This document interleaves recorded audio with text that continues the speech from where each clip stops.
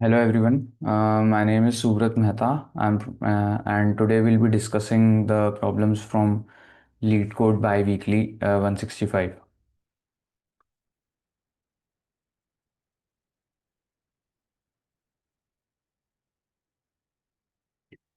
So let's start with the discussion. So this is the first problem. The smallest absent positive greater than average. So you are given an integer array nums. Return the smallest absent positive integer in nums such that it is strictly greater than the average of all elements in num. The average of an array is defined as the sum of all its element divided by the number of elements. So the first input is 3, 5, and the output is 6. So I'll just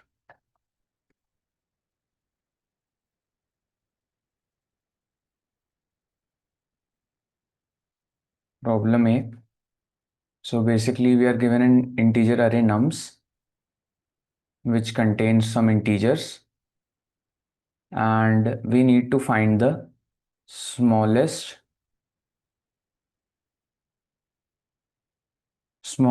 absent positive integer in nums. Smallest absent positive integer greater than strictly greater than average of elements in num.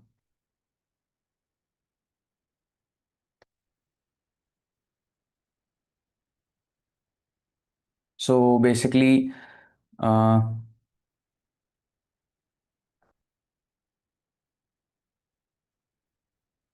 just a second, let me put it here.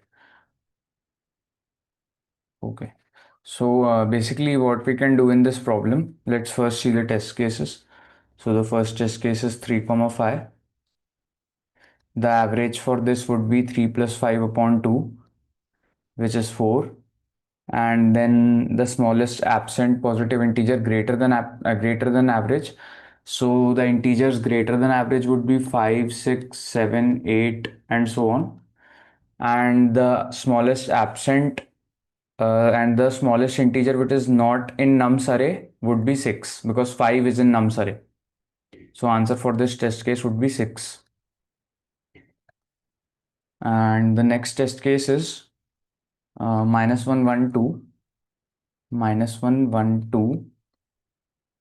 So the average for these numbers would be minus 1 plus 1 plus 2 upon 3. That is 2 by 3. And the integers greater than this average would be 1, 2, 3, and so on. So the smallest positive integer which is absent in nums would be 3, because 1 and 2 are present in nums. So answer for this test case would be 3. Answer for this test case is 3. The next is 4 and minus 1. 4 minus 1.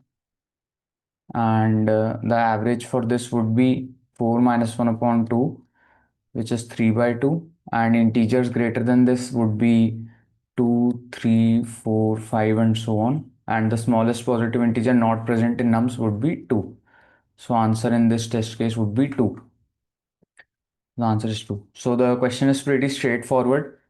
We just have to implement what we were doing basically in the while dry running these test cases. So the approach would look like this. Firstly, we can calculate the average, which is nothing but sum of all the integers upon n. And then what we can do is, since we now need to know for I is equal to integer of av plus 1 till I is less than infinity and I plus plus. So basically we need a way to check if I is not present in, if I is not in nums, then basically return I. This would be our algorithm, right? Now, how can we check for this condition? While dry running, we could simply see that this element is not present in nums, and these two are present in nums. So while dry running, we could just see that. But how can we implement in code? There is a data structure known as map, which maps an integer to an integer. So we can use this to check if a certain number is present in nums or not. So what we can do is basically insert all the elements in map.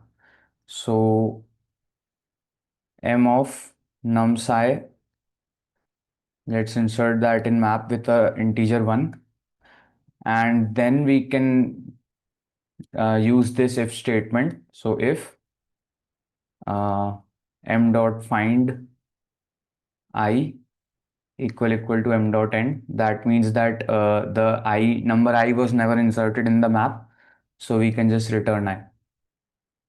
So basically finding something inside a map takes O of log n. So this is a very fast operation, and since the size of nums is at max 100, so there can be at max 100 different numbers in nums. So basically this loop will run a maximum of 100 times. So this would be 100 and this is log n. So the overall time complexity for this solution would be O of n log n. So I'll show you guys the code. So firstly, I put all the numbers in nums inside the map m, and sorting was not required. I don't know why I did that.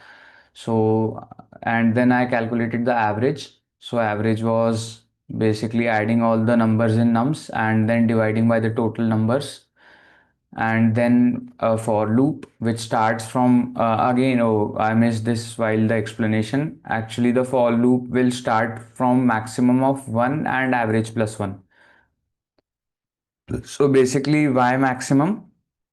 Because we have to find the smallest absent positive integer. So basically, if average was negative, then we actually don't need to check from average plus 1. We would have to check from 1, because 1 would be then the smallest positive integer greater than average. And then starting from there, we can just find if I was in map or not. If I was not in the map, then we can just return I. So that was the first problem. Now let's move on to the second problem. Am I audible? Yep, I'm audible.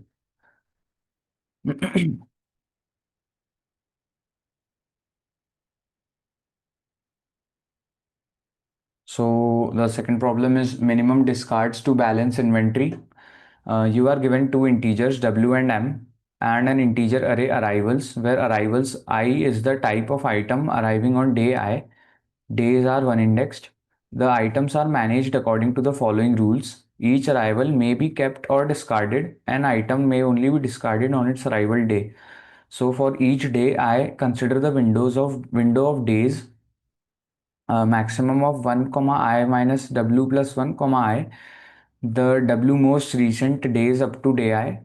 For any such windows, each item type may appear at most m times among kept arrivals whose arrival day lies in that window. So if keeping the arrival on day I would cause its type to appear more than m times in the window, that arrival must be discarded. Return the minimum number of arrivals to be discarded so that every w day window contains at most m occurrences of each type. So problem B. So basically what this problem states is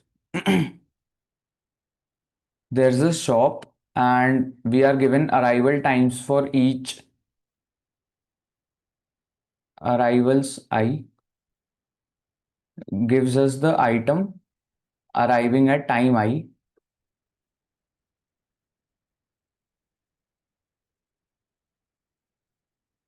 and basically what we need to do is for each day I consider the window of days maximum. So basically we can either on the day of arrival we can either keep the item or discard it. So the condition for keeping the item or discarding it is that if in the window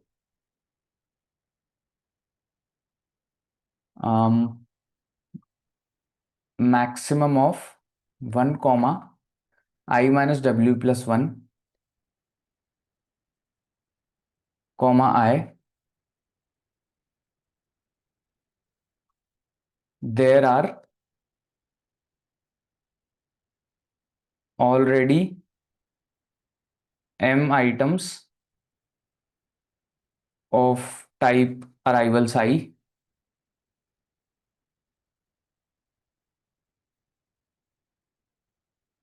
then we discard it.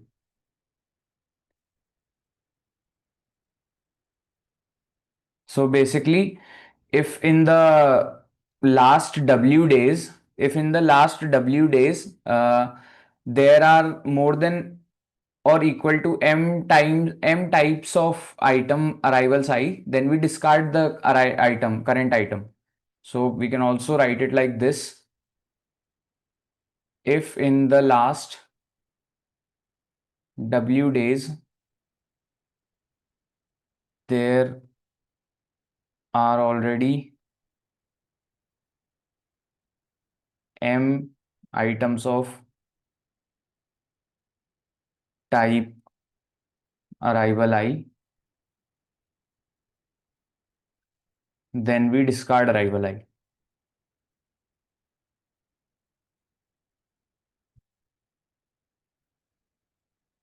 So basically, we need to find the number of items that were discarded.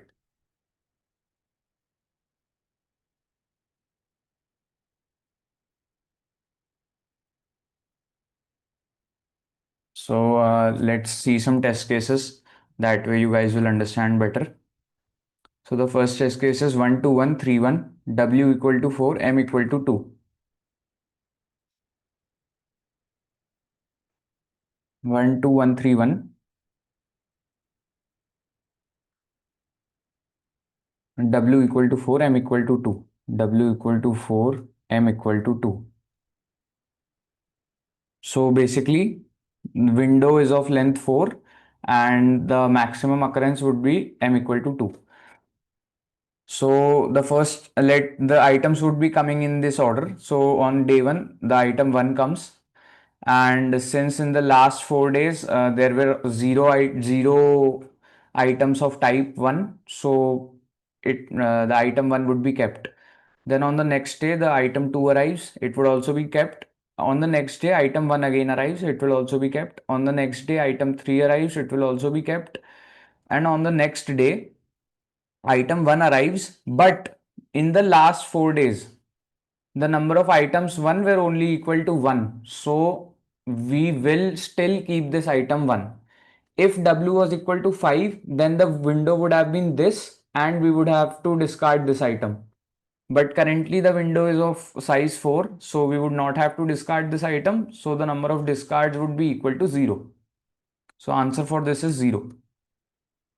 The next test case is 1 2 3 3 3 4. 1 2 3 3 3 4, and W is 3 and M is 2. So the first day type 1 item comes, so we keep it. Then type 2 item comes, so we keep it. Then type 3 item comes, so we keep it. Then again type 3 item comes and we keep it because in this window there was only one type 3 item and M is 2, so we keep it. Then again type 3 item comes, but 3 items. So we would not be so we will not be keeping this item and we would have to discard it. So we'll be discarding this item, and then on the next day type 4 item comes, and since in the last 3 days no type 4 items were uh, came in were kept, so we will keep the type 4 item, and the number of discards would be 1 in this case. So answer is 1. Moving on to the next test. Okay, so there aren't any more test cases. So basically we kind of see that we need to maintain a type of window. Basically we need to maintain a window of size m.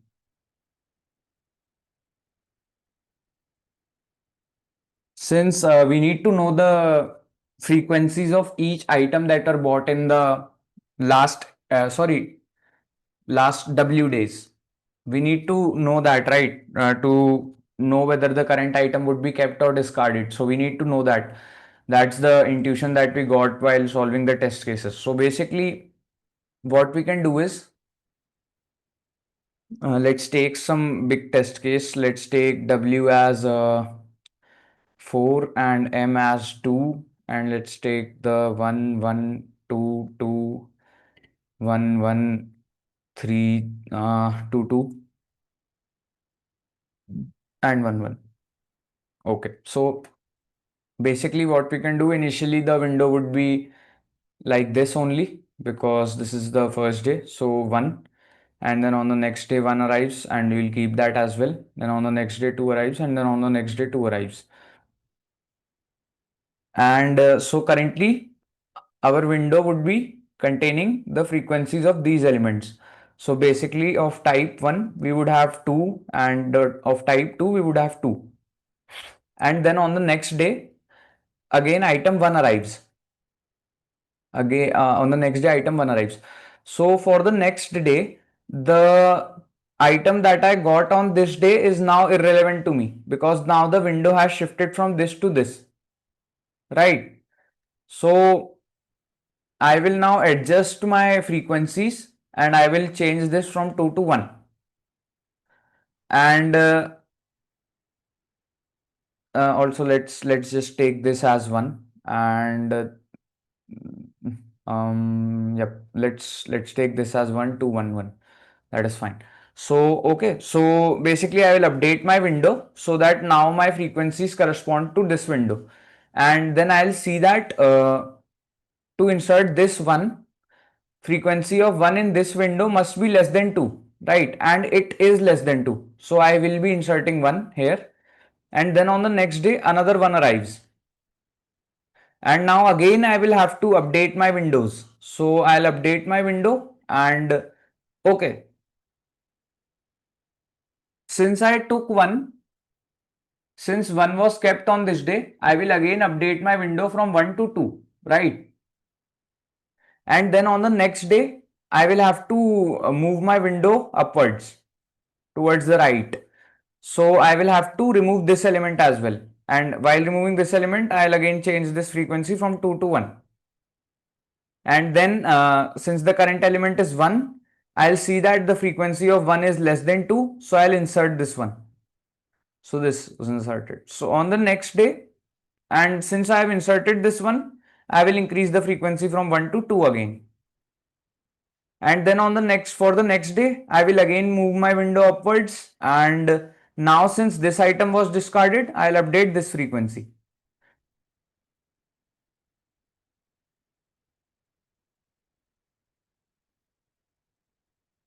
And now again on this day 1 has arrived. So I'll check that if the frequency of 1 in the current window was is less than 2 or not, but I see that the frequency of 1 in current window is greater than 2 actually. So I will be skipping out on this one. So on this day the item was not kept, and then for the next day I will again update my windows. I'll update them like this, and this item would be discarded, and the current item would be 2. It will be taken, and this would be updated to 2. And since the last was discarded, actually first it will become 0 and then it will become 1 because this was discarded and then this was added, and the next element is 1, so I'll have 1 and again I'll get another 1. let's just move a little bit forward because this window and this window. Also, let's take now the next element as 1. So in the current window, so I'll update my windows. Wait, let me just, the count would be 1 is 2 and 2 is 1. Currently for this window, the count is 1 is 2 times and 2 is 1 times, right? And the next element that is arriving is 1. 1 1 2 1 1 cross 2 1. Okay, the next element arriving is 1. So I'll see that if the, so first I'll have to update my count to this window, right? I'll have to shift my windows towards right. But now, up till now, I was updating my window by removing the element that was removed from the window, right? I was removing all these elements from the frequency.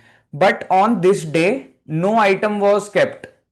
So actually no item was updated in the window. So I would not have to delete any item from the window, right? So the frequencies would remain the same. And then I'll have to check whether the current window has number of ones less than 2 or not. But since it has number of ones equal to 2, so I'll have to skip out on this one. So again on this day, nothing will be kept. So basically, we can write some sliding window algorithm. We can basically maintain a map which will store the frequencies for us.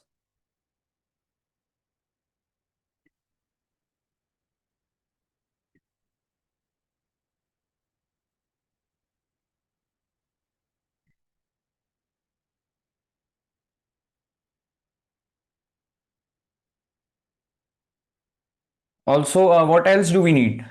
We need to know that if the last element was actually taken or not, right? Because if the element was not taken, then we do not need to update it in the map. So basically, we also need another variable which is let me just, okay, removed. So we also need to know if the removed of n, which will basically tell if the ith element was kept or removed or discarded actually. So basically, if this element was discarded, then I don't need to update it in the map, right? So if this element is discarded, then I don't update it in the map. If it was not discarded, then I update it in the map. So basically, now these two data structures we will be requiring to handle. And how will we handle the update? How will we actually handle the window? So basically what we can do is we can run a for loop. So this will actually simulate the days. Let me take some other color. Let me so we'll run a for loop.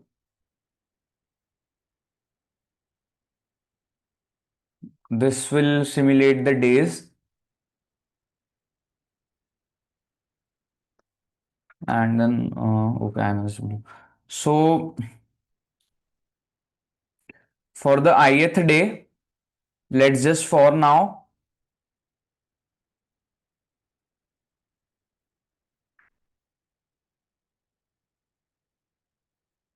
just increase the, for now let's just keep the item arriving at the ith day. And then what we need to do is update our map, right? We need to remove this element while let's say we were currently at this window and we need to go to this window. So we will need to update, remove this element from the window and see whether this element is getting added or not. So to remove that element, what we can do is basically m of arrivals of I minus w minus minus. And we need to execute this statement on two conditions. First of all, I minus w should be greater than equal to 0. Otherwise, that index will not exist. and and removed of I minus 1, I minus w should be false. That item should be taken,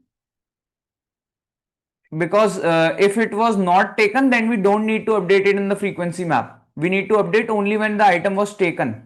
So we need to check for these two conditions while decrementing the frequency of that I minus wth item.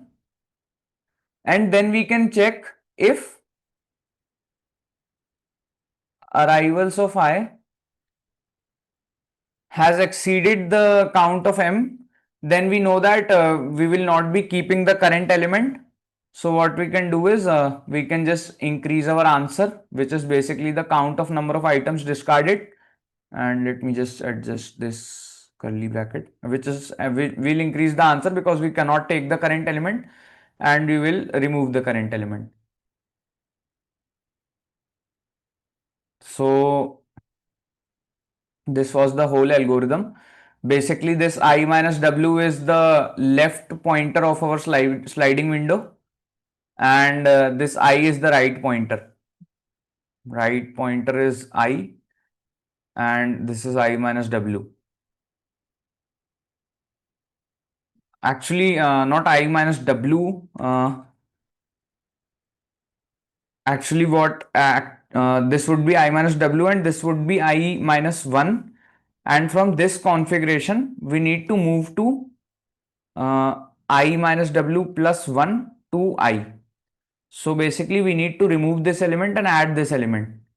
So we will be removing this element and adding this element. And if upon adding the element, we get the number of elements greater than m, so we can just discard the current element and move forward. Also, when we are discarding the current element, we'll need to do this. Removed of I should be 1, because we need this information while we are updating the left pointer.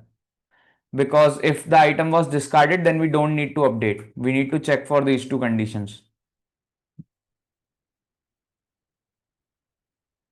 So the time complexity would be for this, since map operations are O of log n. So the time complexity would be n log n. So the code for this is also very straightforward. So this MP would be storing the frequencies, and n is the number of days, and answer would be the number of items discarded. So I have maintained this removed array. This will be adjusting the right pointer, and then this would be adjusting the left pointer. And if after taking the current element, the count exceeds m, then I just remove the ith element, increase my answer, and remove the ith element from the frequency as well, and then return answer. So this was the solution for problem B. Now let's move on to problem C.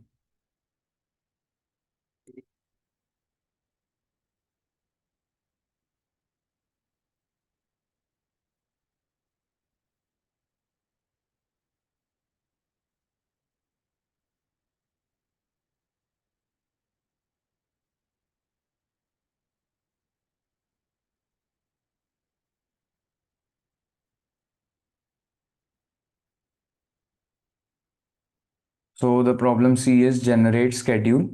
You are given an integer n representing n teams. You are asked to generate a schedule such that each team plays every other team exactly twice, once at home and once away. So there is exactly one match per day. The schedule is a list of consecutive days, and schedule I is the match on day I. No team plays on consecutive days. So return a 2D integer array schedule where schedule I0 represents the home team and schedule I1 represents the away team. If multiple schedules meet the conditions, return any one of them. If no schedule exists that meets the condition, return an empty array. So basically,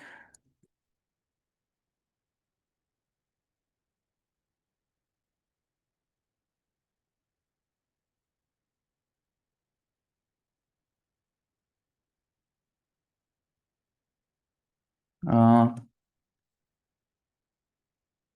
we need to decide the fixtures for n teams, and each team plays with every other team twice.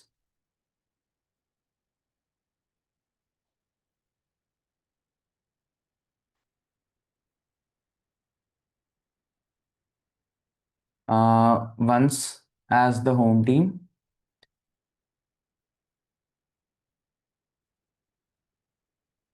comma once as the away team.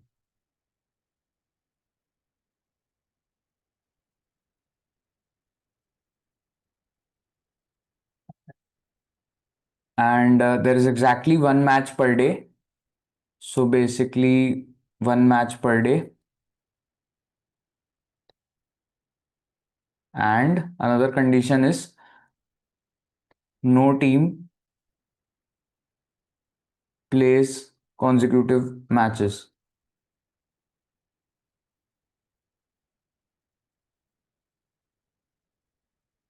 So basically, no team plays on consecutive days. It's the same thing.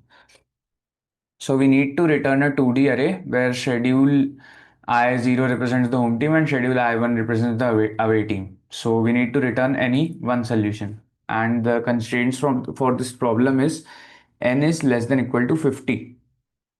So the constraint kind of hint the towards some brute force approach given so small. So let's problem for now. So let's on one by one. Let's move on one by one for the condition and let's analyze them. Each team plays with every other team as the home team and once as the away team. This tells us so every other team. So basically the total would be NC2, right? And every pair would be each team as the away team and once as the home. This would be the total number of matches.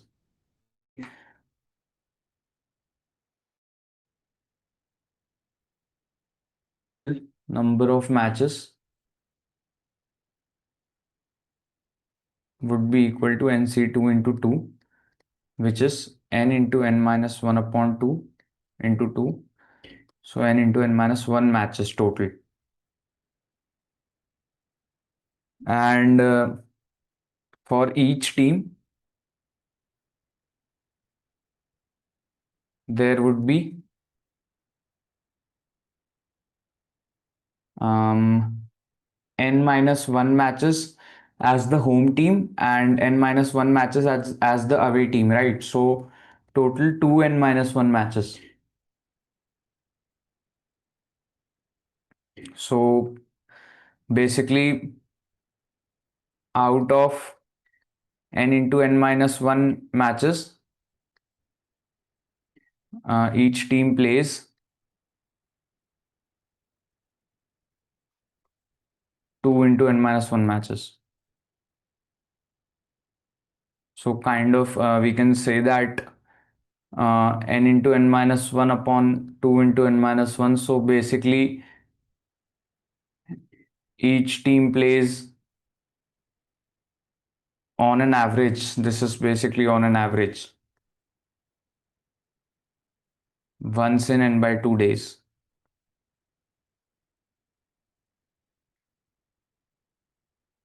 So basically, and this is a kind of good observation that we got from the first rule.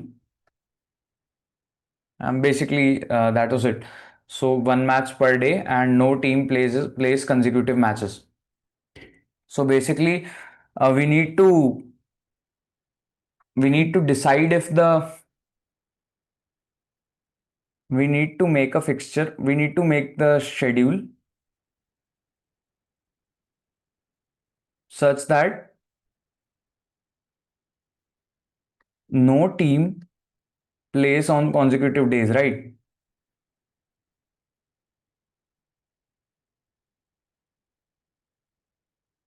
So basically,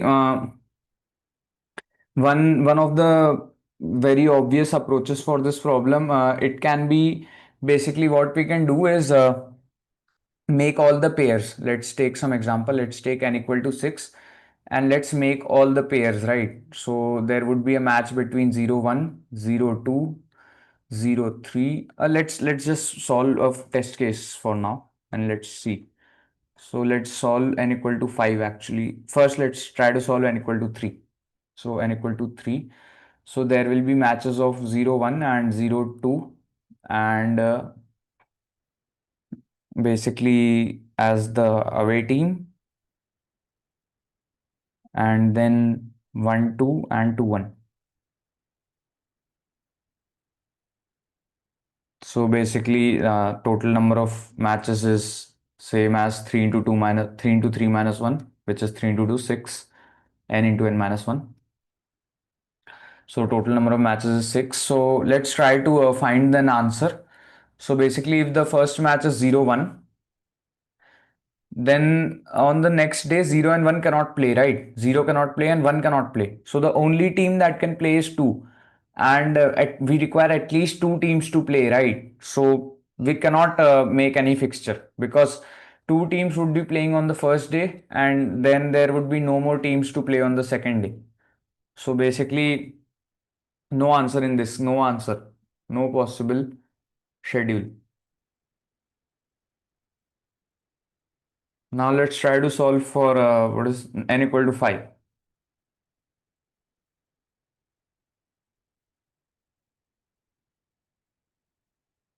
So this is a pretty large test case. Let's just solve it. 0, 1, 0, 2, 0, 3, 0, 4. And the wave matches 1, 0, 2, 0, 3, 0, 4, 0. And then 1, 2, 1, 3, 1, 4, 2, 1, 3, 1, 4, 1. And 2, 3, 2, 4.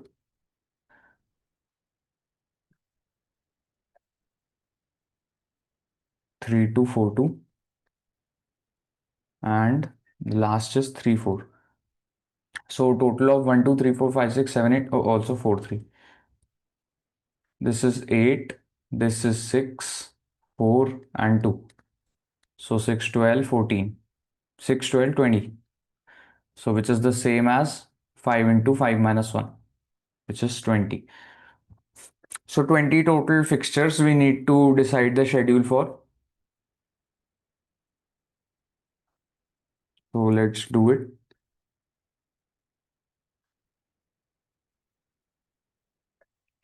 So basically, let's just start with 0, 1 only. So 0, 1.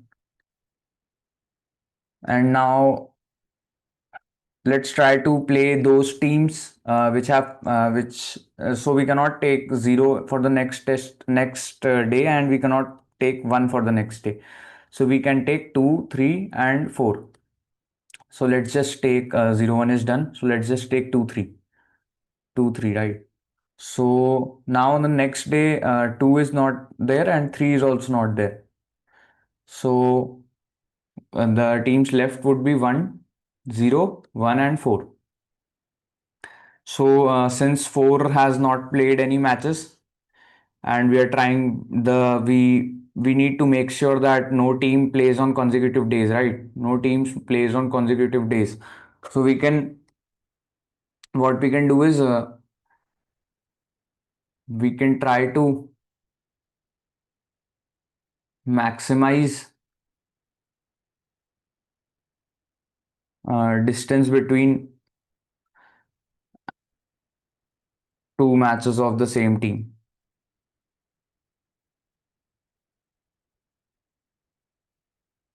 Right, we can basically try to do this.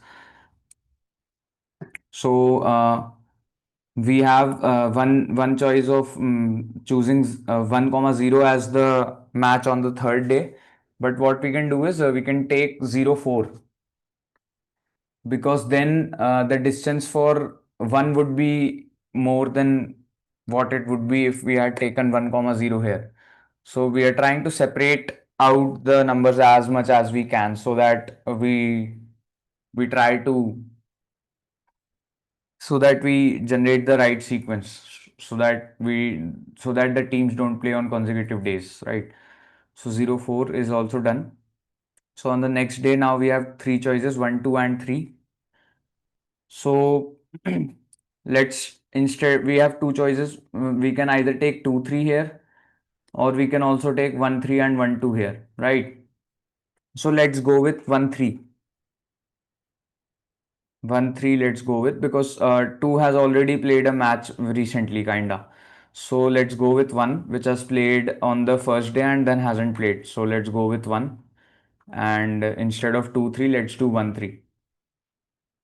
So 1 3, and then uh, basically what we are trying to do with this approach is we are trying to minimize the number of remaining matches. We are trying to minimize,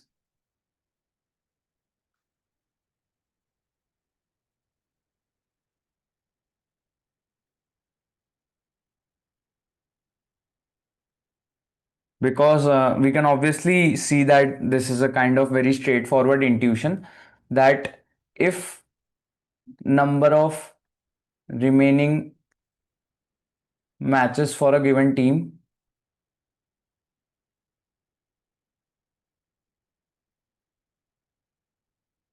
is more in a given number of days,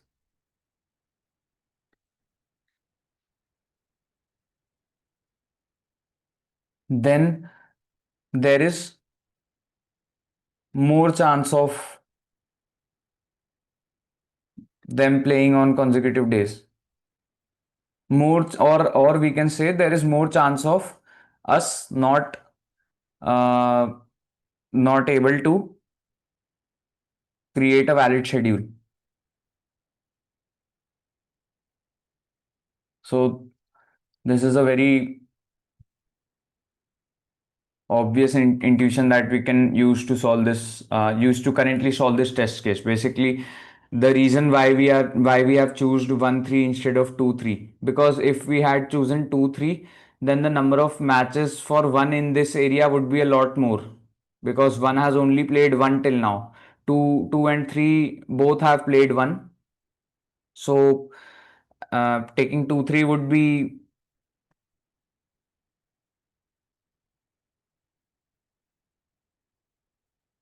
basically if we take 2 3 here, then we will be increasing the population of 2 threes near them. So basically we are trying to fit more 2 threes in the same number of area, in the same number of days.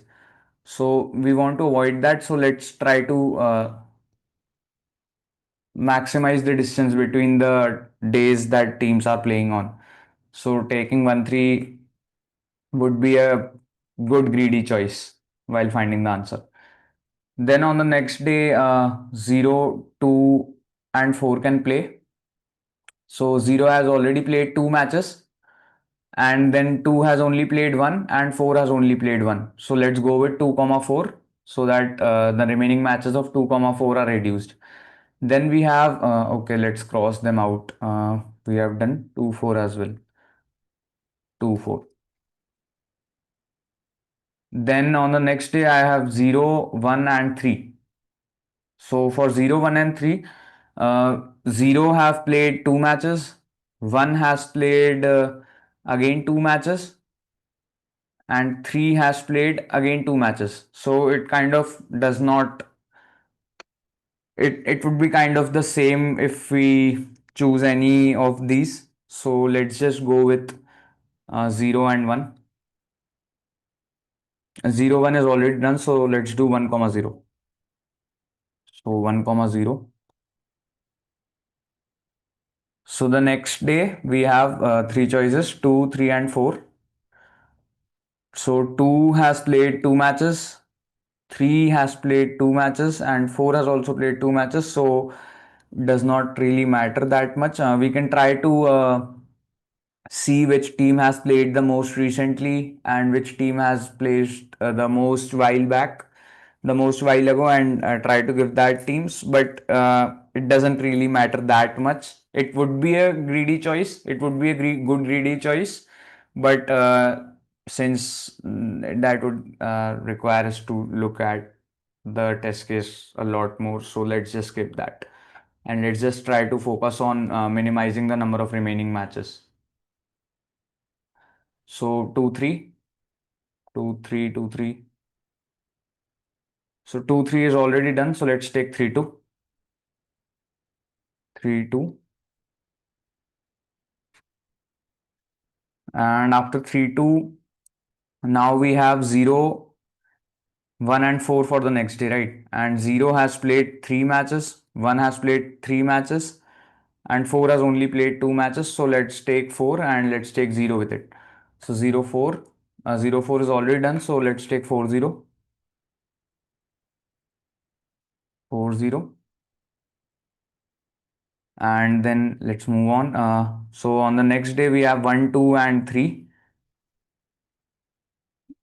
So and 1 has played 3 matches, 1 2 3, and 2 has also played 1 2 3 matches, and 3 has also played 3 matches, I think 1 2 3. So I think it does not matter. Am I counting it right? Yep, 1 1 1. So let's take any of it. So let's just take 1 2. So 1 2 is done. And now we will have 0 3 and 4. So 0 has played 1 2 3 matches, and 3 has played 1 2 3 matches.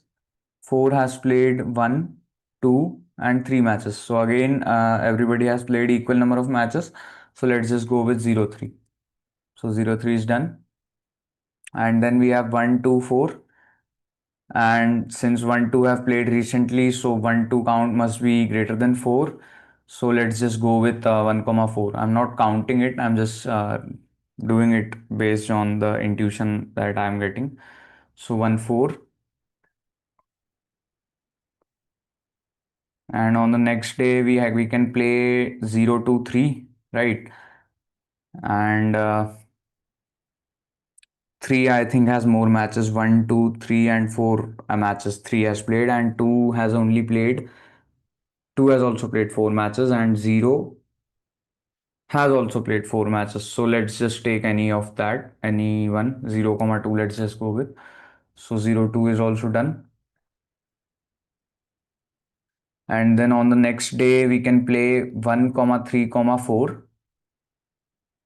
So 1 3 4, basically 1 has 1 2 3 and 4 5 matches played. 3 has 1 2 3 4 4 matches played, and 4 has 1 2 3 and 4 matches played. So let's go with 3 4. I might make a mistake in counting somewhere, but yep. I'll tell you guys why the point of actually doing this way. What is the point of doing it this way? You we can reach the answer by not following this greedy property. We can reach the answer like that as well, but let's just follow it for now, because intuitively this is a good greedy approach. This is a good greedy approach, but it might not always result in an answer, but it is a good greedy approach, right? So let's follow it for now, and then let's make conclusions. So let's see if we get the answer or not. So after 3 4, on the next day we have 1 comma 2 comma uh, 0 1 2, and out of 0 1 2, I think 0 has played a more. 0 1 2 3 4 5 6 times, and 1 has played 1 2 3 4 5 times. So let's play 1 comma 2 because 0 has played more. So 1 comma 2 is already done. So 2 1 2 1. So 2, 1. And then we have remaining 0, 3, 4 for the next day. And actually we can look up here and tell which team has played how many matches. So 0 has played basically 6 matches. And for 3 has played 1, 2, 3, 4 and 5 matches. And 4 has played 1, 2, 3, 4 and 5 matches. So let's play 3 and 4. So 3 and 4 have already played. So let's take 4, 3. 4, 3 and after this on the next day 0, 1, 2. And for 0, 1, 2, 0 has played a lot of matches and 1 has also played 4 matches and 2, 1, 2, 3, 4, 5, 6. So all have played equal matches. So let's just go with 2, 0. So 2, 0. And then on the next day we'll have 1, 3, 4. And 1 has played how many matches? 1, 2, 3, 4, 5, 6 matches. And 3 has played how many matches? 1, 2, 3, 4, 5 matches. So let's go with 3, 4. 3, 4. Okay, 3, 4 and 4, 3 are already done. So we will have to go with 1, 3. 1, 3. And then 0, 2, 4 are left.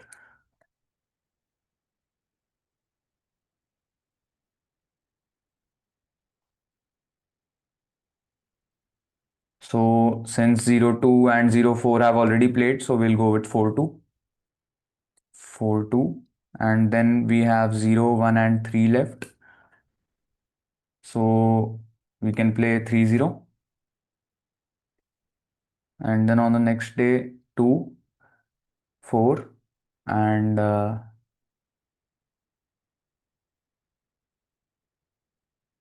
1.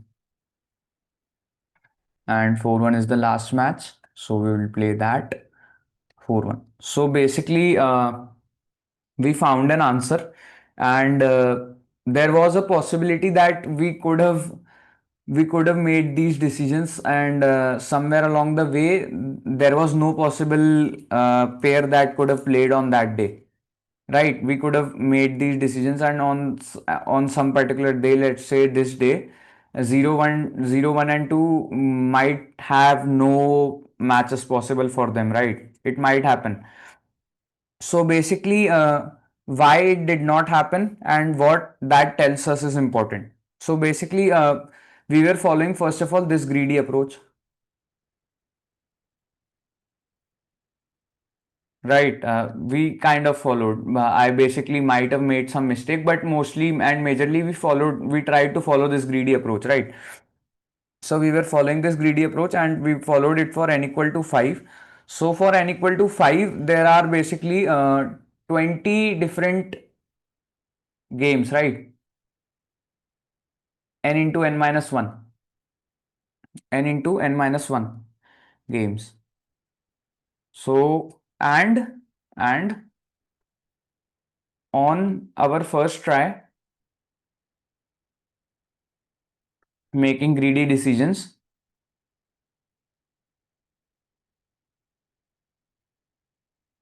we found a correct schedule, right? On our first try we found a correct schedule and there were 20 different games and we were following according to this greedy approach. So for 20 different games there are total 20 factorial different combinations, right? That could have been that might be a possible schedule. 20 factorial different possible schedules, right? Some of them might not be valid because the same team might play on 2 consecutive days, but there are a total of 20 factorial different possible schedules. And upon following two rules, basically while constructing this while constructing this schedule, we were following two rules, right? The first one was uh, we don't play the same team on consecutive days.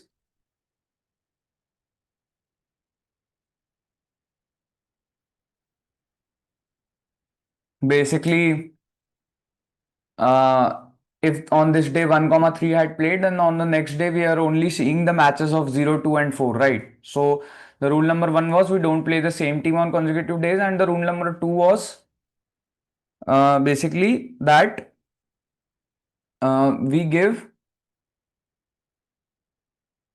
chance to those teams which have higher remaining matches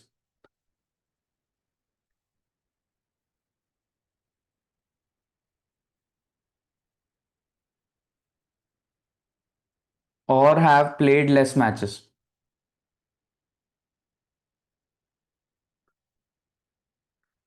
So basically, while following these two rules, we found a correct schedule out of 20 factorial schedules in one try. And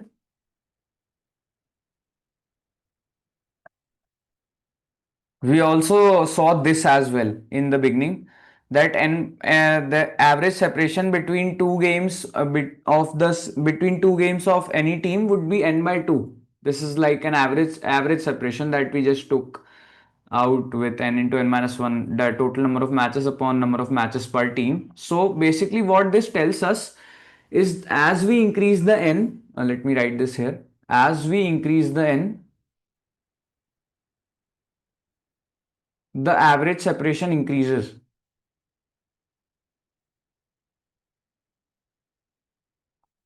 So actually, this makes it easier for us to find the solution, because now there exist a lot more solutions than before, since the average gap between two games of any team has increased by a lot. Basically, it increases with n. So if the average gap increases, then it would be easier to find the solution, right? There would be more solutions, because we need to maximize the average gap. That is helpful for us. If the average gap is more, then that is helpful, because we don't want teams to play on consecutive days. And we saw that out of 20 factorial ways, we found the correct answer in just one try while following these two rules. So basically what this tells us the question might be solved using brute force with some greedy decisions, or the other approach might be random, because we can try to randomly find solutions as well, since in only one try we found the correct solution, and we just need to imply these two greedy properties. Actually, just this greedy property. This is kind of very obvious, and if we imply this greedy property, we'll find the solution in very less number of tries. So basically, if the number of tries is less, then we can apply the brute force or random solutions. So that's where we get the intuition if of applying these two solutions. So basically, let's try to write a brute force. Brute force solutions are very simple. We just need to write a recursion. So how will we write brute? So basically we'll need a recursive function, right? Which would backtrack if we at some point lead to a case where we cannot find the schedule, where we cannot allocate the matches anymore. So we'll write a brute, and I would specify the current day, and we will need to know the last day away team and last day home team. So actually the two teams that played on the last day, that's what matters. And after this, what we can do is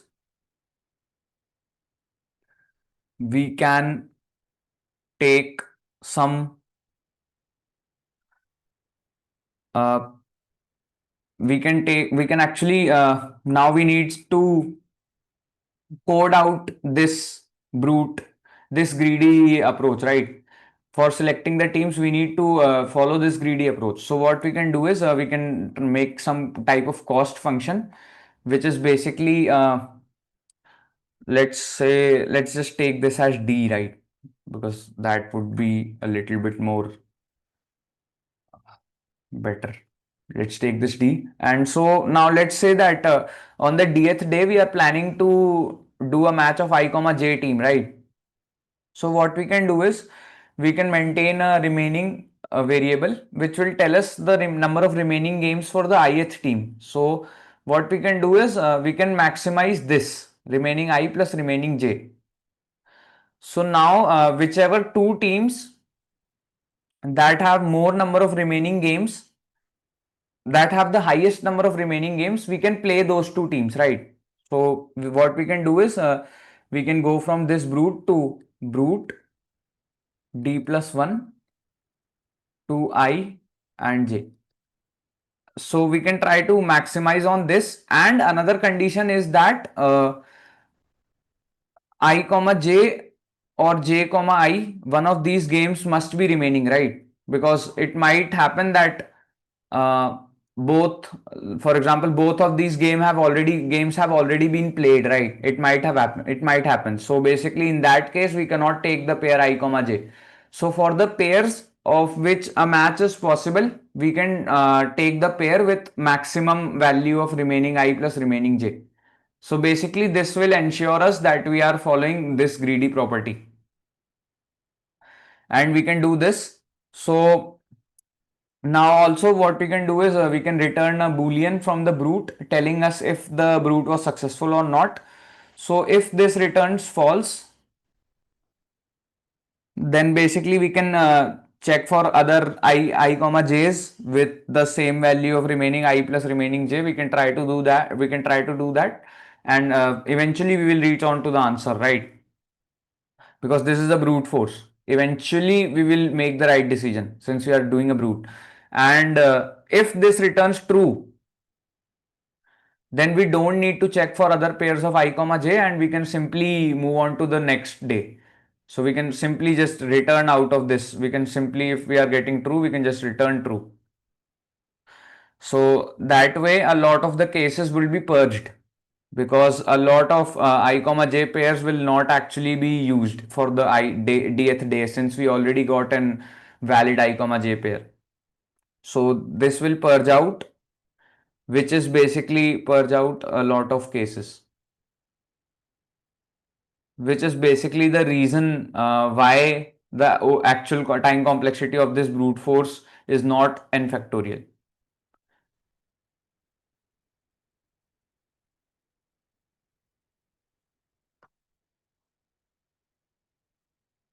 Basically, it is n factorial technically, but during runtime it would be very fast. Since out of 20 factorial different possible schedules, we found out the working schedule in just one try. So basically, that tells us that our brute will work. So this would be the overall highlight of the code, and I'll explain the remaining code in the code itself, right? So I'll show you guys the code. So generate schedule. And what is this rem? Basically, rem is if the match between I comma j is played or not. So rem ij tells if the match between I comma j is played or not. So I just have initialized this as one in the beginning, because one basically tells me that the match between I comma j is still remaining, and match between j comma I is treated as as a different match, and that also has the value 1. Basically, this or this must be available.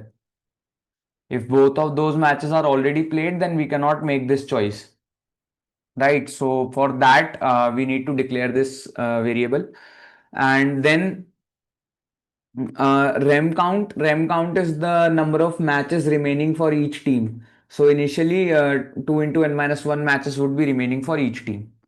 Then this is the function for brute force. And last A and last B are the two teams that played on the last day, and day is the current day. So if day equal to total matches, then that means I have reached the end of the brute force, and that I can just return true. Else, now I have declared a array with the name of cans. Basically, these are the possible candidates that I can choose for the day for the current day actually. So now I'll need to find out these candidates. And for finding out these candidates, we had a criteria that we would give chance to those teams which have higher remaining matches, or which have the higher values of remaining I plus remaining j, which is basically rem count I plus rem count j in my code. So we are trying to maximize this value for making the choice for the match on the current day. So I comma if I equal to j, so basically in this loop, so if I is equal to last A or last B, I just continue, and if again J is equal to last A or last B, then I continue. If I equal to J is, then I also continue. Also, if rem I J is 0, then I also continue. Basically, rem I J is 0 tells me that I comma J match has already been played. So I don't need to play that match anymore, right?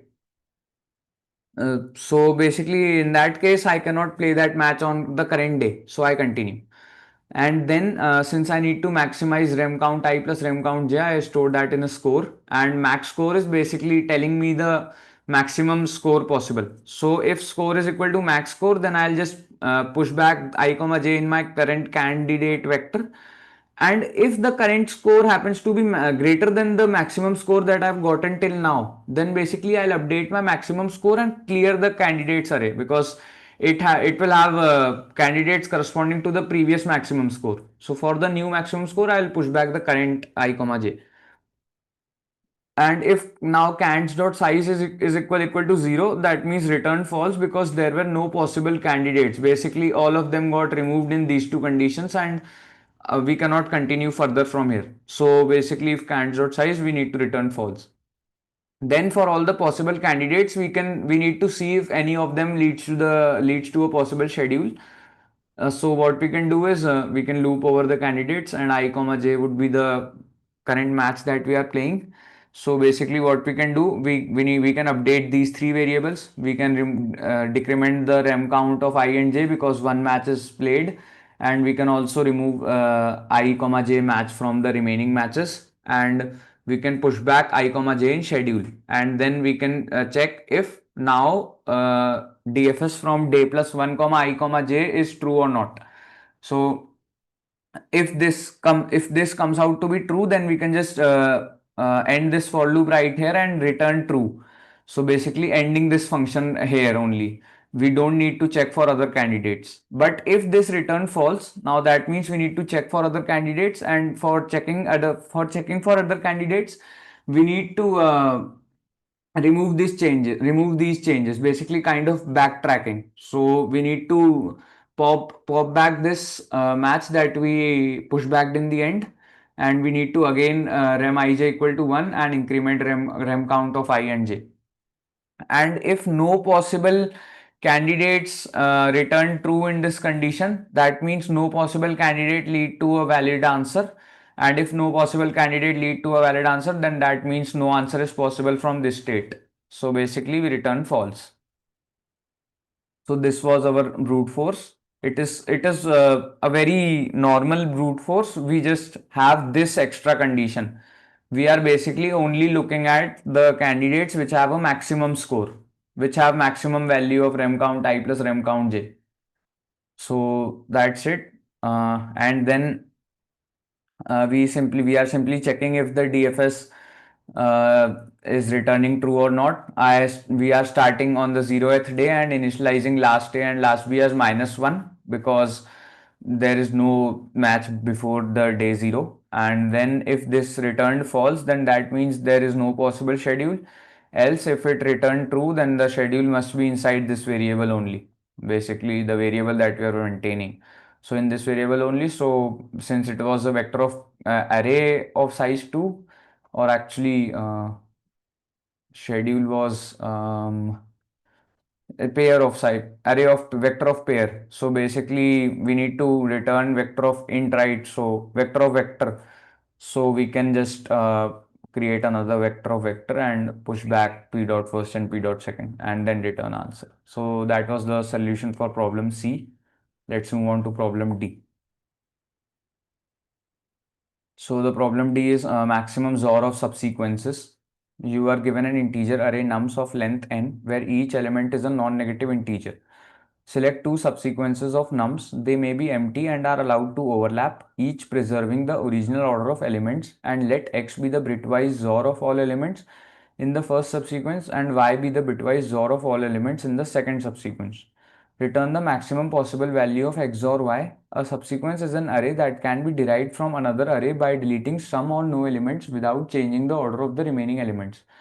Note the XOR of an empty subsequence is 0. So problem D.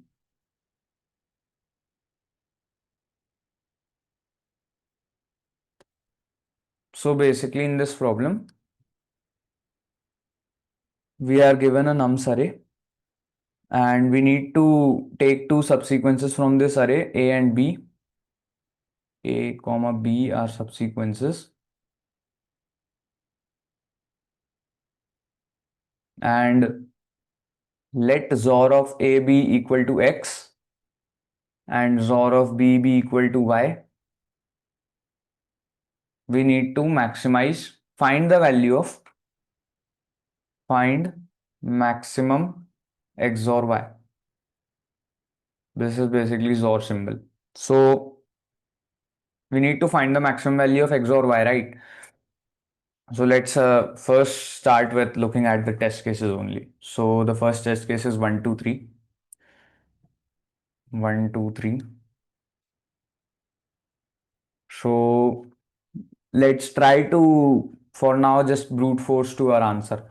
So what would be the different subsets of 1, 2, 3 subsequences and subsets? Basically, they are the same thing. So 1, 2, 3, 1, 2,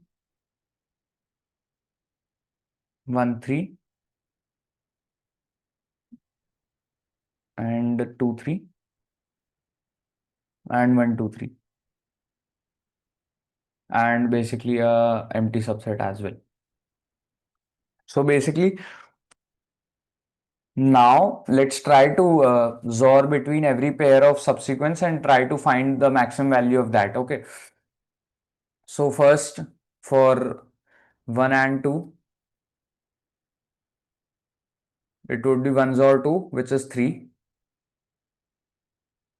Let's just write 1 XOR 2, which is 3. Then for 1 and 3, it would be 1 XOR 3, which is 2. And then for 2 XOR 3,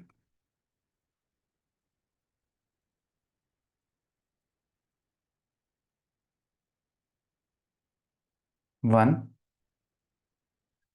And then for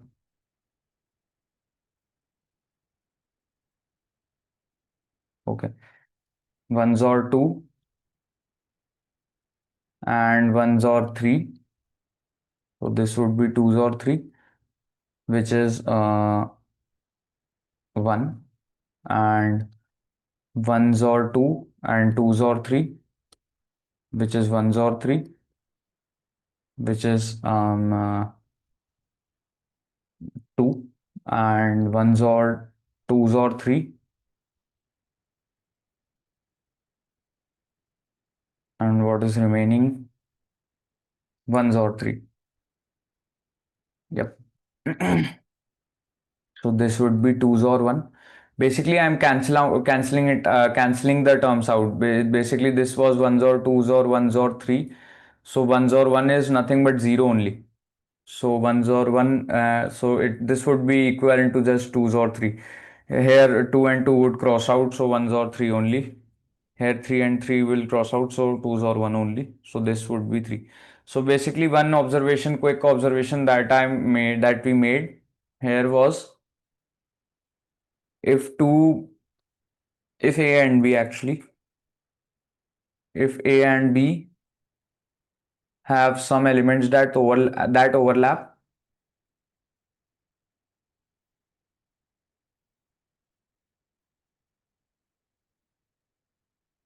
let them be O. So basically A and B have some elements that are overlapping and that are in the set O. So then XOR of A comma B, basically this is my way of just writing XOR A, XOR B, basically XOR Y for A and B subsequences. So just let's just do it like this. So XOR A and B would be same as XOR of A minus O comma B minus O. A minus O is basically A without the elements in O and B without the elements in O. So basically what this means is for two subsequences that have some elements in common, there will exist the corresponding pair of subsequences which don't have those elements in common but result in the same value of X or Y. There exists a pair which don't have any common elements but they result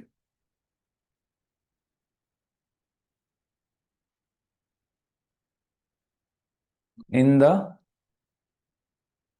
same value of X or Y. So basically, using this observation, we can modify our question to A and B must not have common elements. So basically, they need to be disjoint. So this is our observation that we make. Now another quick result that we get from this observation will be, since we need to maximize the XOR A, XOR B, right? XOR A and XOR B simply means the XOR of all elements in A and B. We need to maximize this. So basically, since all the elements in this and all the elements are in this are disjoint, so they both have different elements. So this is equal to XOR of A plus B, right? Basically, let's say I have some 2, 3, 4, 5, 6, 7, 8. Basically, I had this array and then I chose A to be 3, comma 5, these two, and I chose B to be 2, comma 6, comma 7, these three. So XOR A, XOR B would be 3 XOR 5, then XORed with 2 XOR 6 XOR 7.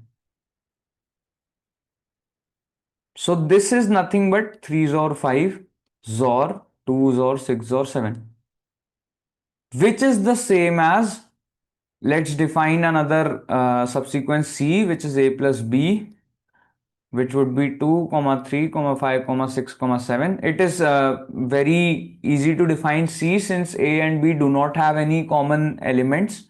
So C would be 2, 3, 5, 6, 7, and XOR of C would be 2 XOR 3 XOR 5 XOR 6 XOR 7, which is exactly the same as this. Basically rearranging the terms 2, 3, 5, 6, 7, and same here 2, 3, 5, 6, 7. So basically now another observation that we have got is for a pair, there is no need for me to write it like this. Let's just do it like this. XOR A or XOR B is simply equal to XOR A plus B or XOR C. So basically now, since we need to find the maximum value of this, we can find the maximum value of this. Since they both are equal, the maximum value of this would be equal to maximum value of this. So now our problem is reduced to finding the maximum XOR of any subsequence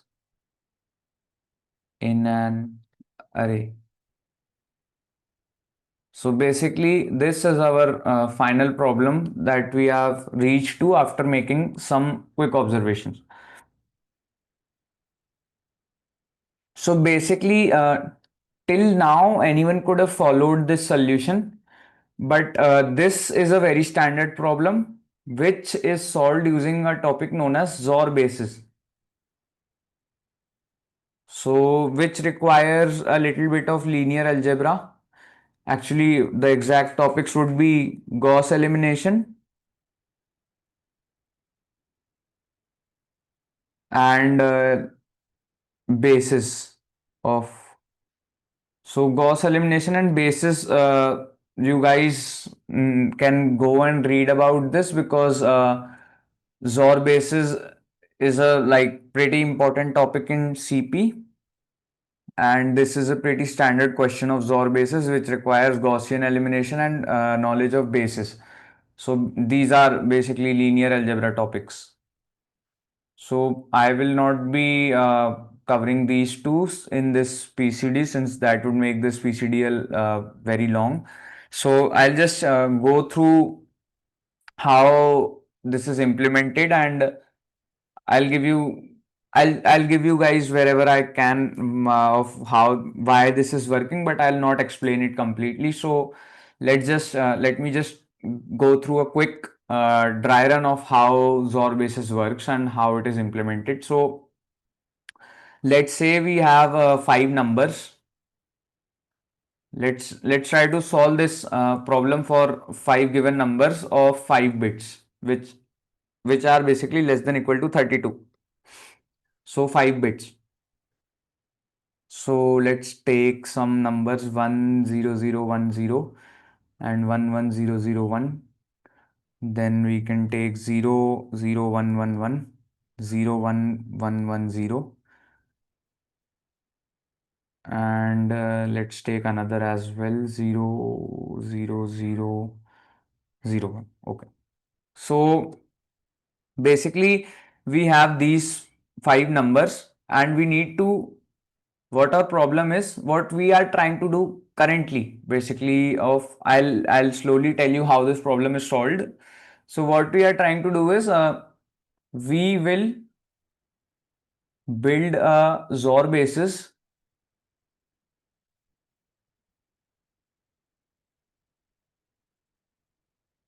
for the space with all the XOR values of all subsequences of these numbers. So basically, we'll build the basis that corresponds to the vector space having all the numbers, all the XOR values of all of the subsequences of these numbers. So it might be a little confusing for those who do not know linear algebra. So you guys can go and study about it first and then come back to this PCD. So I'll just now tell you how the XOR basis is built. So initially the basis will have all zeros. That means no bit is controlled and we don't have any elements in the space basically. XOR space actually, not vector space. So in the XOR space, we don't have initially any elements. All the bases, all the elements are zero. So basically, this first term will be corresponding to the. Actually, let me number these 5, 4, 3. No, 4, 3, 2, 1, 0. Actually, not 32, 16. Sorry, my bad. I took 5-bit numbers. So this would be corresponding to the fourth bit. This would be corresponding to the third bit. This would be corresponding to the second bit. This would be corresponding to the first bit, and this would be corresponding to the 0th bit. So now we will insert one by one all these elements from the space inside to generate the bases. Bases is basically linearly independent numbers. So basically any two numbers of the basis cannot, any x numbers of the basis cannot be used to form another number of the same basis. Basically that would mean that another number would needs to be removed from the basis. So yes, I cannot explain everything in this PCD, so I'll just refrain from saying stuff like this. So the first number will come, and since all the numbers are currently 0 in the basis, it would just get added to the basis, and the basis would look like 10010. Then the next number is 11001. 11001. So when we try to add this number to the basis, we see that we already have a number with bit 4 we already have. So what we will do is we will remove the bit 4 from this number. So we will XOR this number with this number, and that would be this XOR 10010, that sorry, 10010. So that would give us 1101 and 0. So 0101 would be our new element that we need to add. 01011. Then the next element comes 00111. So currently we have control over this bit and this bit, and since both of those bits are off in this new numbers, and then we will simply add this in our basis. So 00111. Then the next number 01100. So basically first bit is already off. Second bit we will XOR it with this number. So what we will get is 0, 0, 1 and 0, 0. Yep. And then again the third bit we have a number that controls the third bit. So we will again XOR it with this number. So 00011. So the fourth would be 00011. And then the last number is 00001, and since it has all these 4 bits off, then we will simply add this here. So basically this would be our basis, and the conventional method of generating a basis is not this, and most of you must have studied it using Gaussian elimination. So I'll show you guys that as well.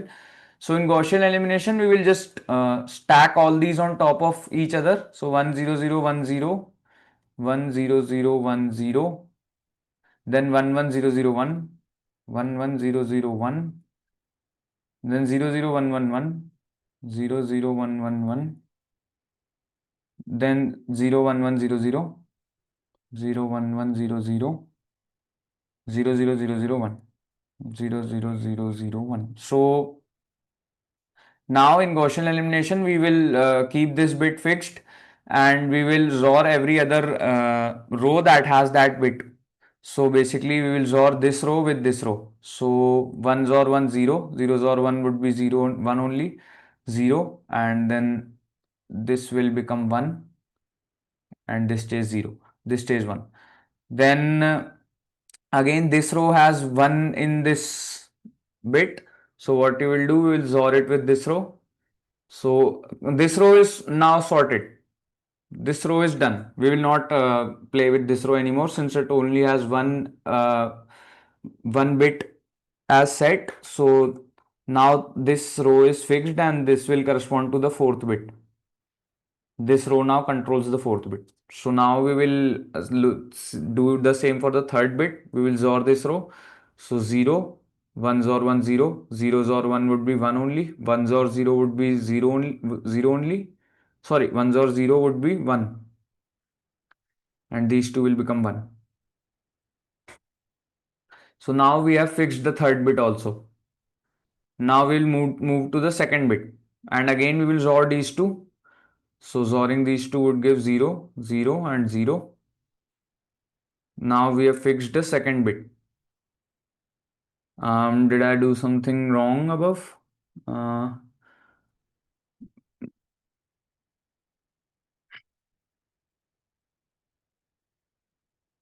this fourth number, 000. What was the fourth number? 01100. Just a second. Okay, so I um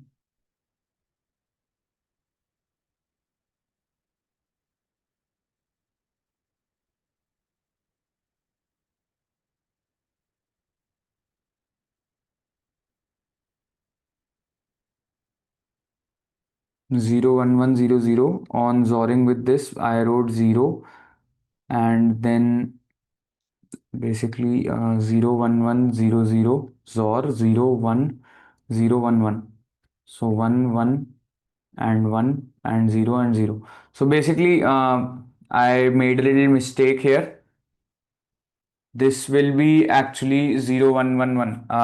While inserting the which what number was this? The fourth number. While inserting the fourth number, I inserted accidentally 00011.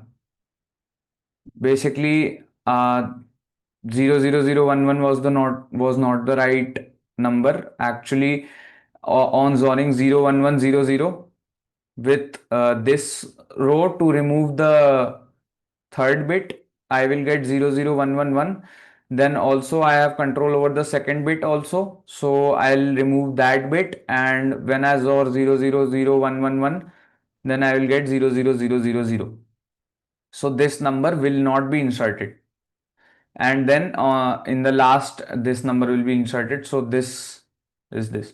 So we don't actually have control over the bit 1 in this basis. So I made that mistake here, but the concept was correct. So again here I will XOR. So this becomes 0, this stays 1, and this becomes 1 1. And then now the third bit is fixed.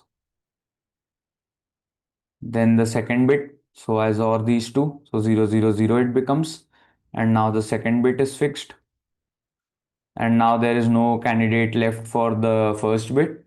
So first bit we don't have control, and 0th bit we do have control since there is this. So this is our XOR basis. Let me write it more clearly.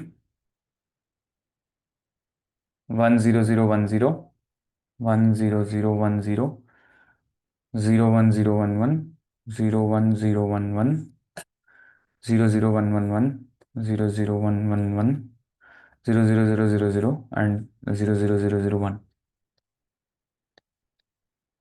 So this is the XOR basis.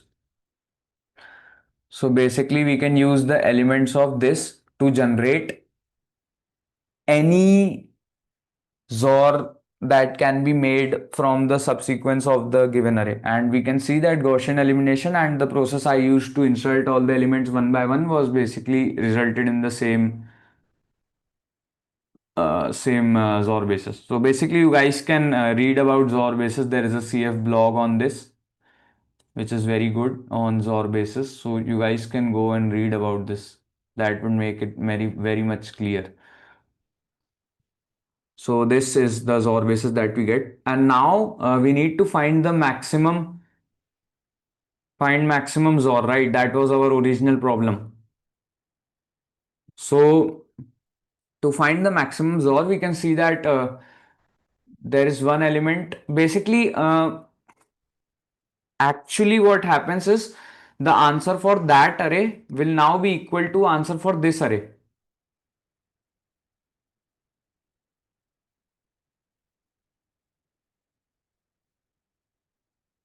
0 is not important, so let's just do this.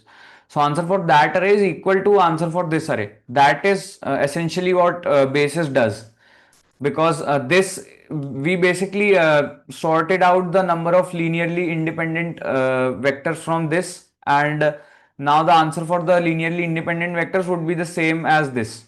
These are all linearly independent.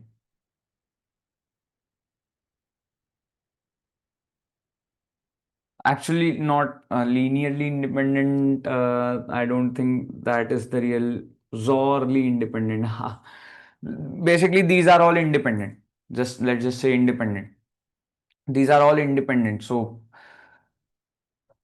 So that's it. Basically, if we want this bit to be in answer, we need to include this number. There is no other way. Since there are no other numbers with this bit, so we will have to include this in our subsequence. So in our subsequence, we will take this number, and then we will try to get this bit also in our answer. So we will take this number. So 0, 1, 0, 1, 1. And then we need this bit also. So we will take 0, 0, 1, 1, 1 also. And after I XOR these two, this bit will also become 0, so we will need that also, so we will take this also. So currently the answer would be XOR of all four would result in the highest number. So 1, 1, 1, 1, 1. Oh, actually, pretty cool. So basically it might have been like this. Let's say in our XOR basis we had this.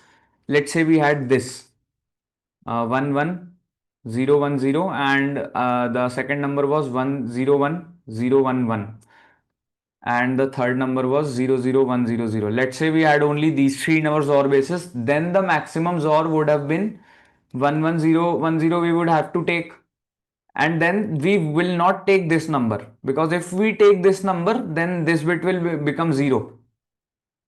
So we will not do that, and only two numbers will have this bit 1. So like obviously we will not take this.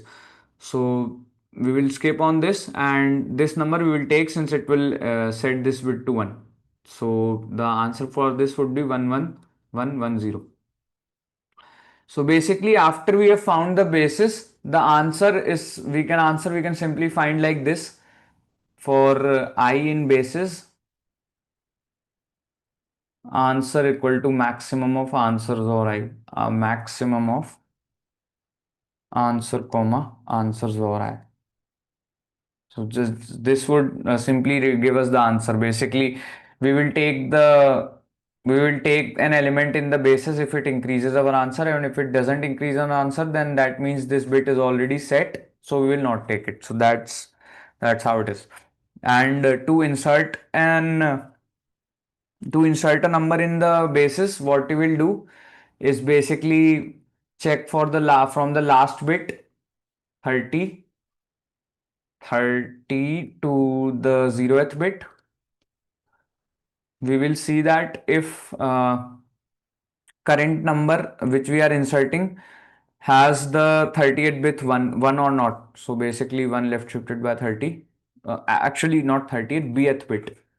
So if the current number does not have the bth bit has 1, then we just continue.